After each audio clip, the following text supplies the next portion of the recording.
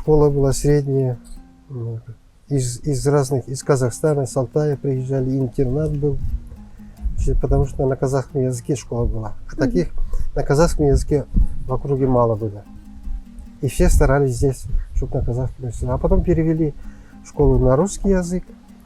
И все немножко начали рассасываться. Кто куда. Короче, они были маленькими, да? Они разговаривали на казахском. Потом открылся садик, пошли в садик, начали на русском общаться. Вот.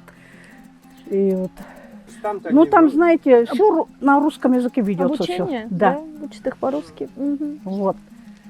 Перестали, короче, понимать казахский язык. В основном мы с мужем общаемся на казахском. Дети наши не понимают казахского языка и не разговаривают.